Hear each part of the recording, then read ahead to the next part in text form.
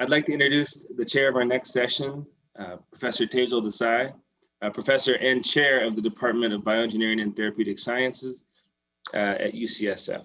Tejal? Great, thank you, Aaron. So I'm excited to introduce our next session with a focus on translational engineering. And today we're going to hear from talks from a biochemist as well as a mechanical engineer. First, it's my pleasure to introduce Dr. Kyle Daniels. He completed his BS in biochemistry at the University of Maryland, College Park, and his PhD in biochemistry at Duke University, and is now a Damon Runyon Cancer Research Foundation postdoctoral fellow in the laboratory of Wendell Lim here at UCSF. Dr. Daniels will be giving a talk titled High-throughput screening of synthetic co-stimulatory domains to modulate CAR T cell function. He will be followed by Dr. Atman Tertuliano, who earned his BS in mechanical engineering at Columbia University, a PhD in material science from Caltech, working with Julia Greer, and is currently the Stephen Timoshenko Distinguished Postdoctoral Fellow in Mechanical Engineering at Stanford. Dr. Tertuliano's talk is titled Probing Nanoscale Human Bone Fracture to Engineer Biocompatible Materials. Thank you, Dr. Daniels. Thank you for the introduction. Hello, everyone. I'm excited to share my work with you today on high-throughput screening of synthetic co-stimulatory domains to modulate CAR T cell function. I'm sure many of you have heard of CAR T cell therapy. It's a powerful immunotherapy technology that almost sounds like science fiction. It involves taking blood from a cancer patient, isolating the T cells from that blood, and then in the laboratory, genetically modifying those T cells to express a protein called a chimeric antigen receptor, or a CAR. Those CAR T cells are then grown up to the millions and then infused back into the cancer patient, where the CAR T cells use the CAR to recognize and kill the cancer cells. As promising and amazing as this therapy sounds, there's a lot of room for improvement. For example, we'd like to be able to modulate certain CAR T cell functions like proliferation, persistence, or cytotoxicity, so that we can tune and optimize them for different cancer applications. So this is really a talk about how we're using our synthetic biology toolkit along with artificial intelligence to synthetically modulate CAR T cell function. So I think to understand the strategy that we're using, I have to introduce how CARs work. So CARs have a few key parts. They have an extracellular recognition domain that binds to the target antigen on the cancer cell. And then there are these intracellular signaling domains. Generally, those include CD3 zeta, which is required for T cell activation, and also what's called a co-stimulatory domain, which modulates the T cell response upon activation. And together, the co-stimulatory domain and CD3 zeta encode the proliferation and differentiation that the T cell will undergo. Now, probably the most studied co-stimulatory domains in the context of CAR T cells are CD28 and 4-1BB. CD28 and 4-1BB are associated with different phenotypes. For example, CD28 is generally associated with a rapid proliferation and killing profile, while 4-1BB is associated with a more long-term and sustained proliferation profile that gives you more persistence. The way that CD28 and 4-1BB generate these distinct profiles is their amino acid sequences. Each receptor signaling domain contains short linear motifs that recruit signaling proteins. The short linear motifs in CD28 recruit proteins like PI3 kinase and GRAB2, ITK, and LCK, while the short linear motifs in 4-1BB recruit proteins like TRAF1 and TRAF2. And these signaling proteins give us different downstream functions. Because these linear motifs essentially dictate the T cell function, they make the co-stimulatory domains ideal targets for engineering better control over CAR T cells. Now, I think there's been a lot of really good work in this area, and a lot of natural co-stimulatory domains have been incorporated into CARs. And here's a schematic showing a summary of the field. And I think what these co-stimulatory domains have done is sort of incrementally improve the efficacy of CAR T cell therapy. Unfortunately, this engineering has been relatively ad hoc, and it's been limited to natural co-stimulatory domains, which essentially means it's limited to evolved combinations of linear motifs. And there's virtually no capability for us to forward engineer desired CAR T cell function. So to move away from this ad hoc engineering approach and towards a more systematic and forward engineering approach, we have to try a different strategy. So the strategy that we're using is, instead of taking entire signaling domains, we take short linear motifs from within those domains that bind to specific signaling proteins.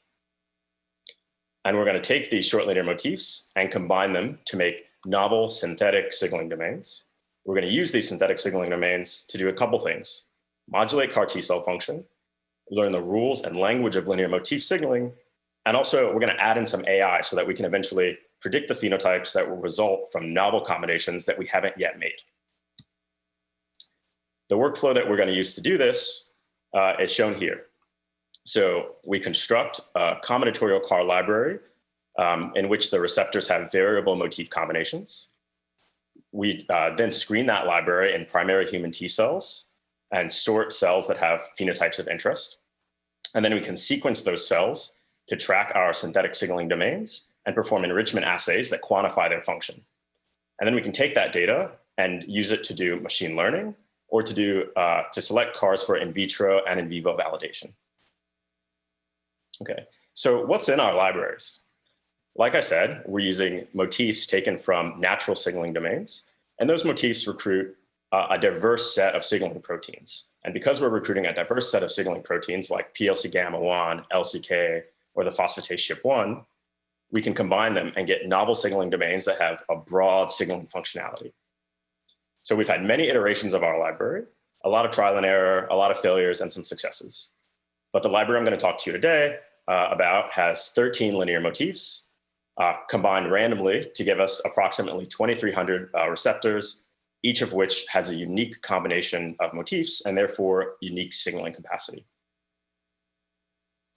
So we take our library and express it in primary human T cells, and then we activate our pooled library using in this case, a NOM6 cancer line. So then we can then subject our activated T cells to flow cytometry and then use next generation sequencing to perform these enrichment assays. And this is what our enrichment data look like. So synthetic receptors or synthetic costimulatory domains in our library that promote function would have high performance, and they'd be enriched in our assay, while synthetic domains that either inhibit function or poorly promote function are de-enriched in our assay. Okay, and here's the standard 4-1BB. So we know that our library is able to generate, for example, CD8 T cell memory and persistence, both above and below that of 4-1BB.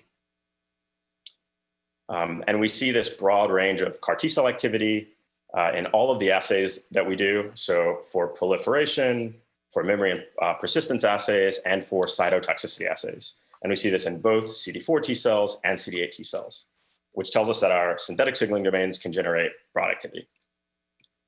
Okay, so now that we can generate this activity, we want to know how the different linear motifs in our library are contributing to T cell function.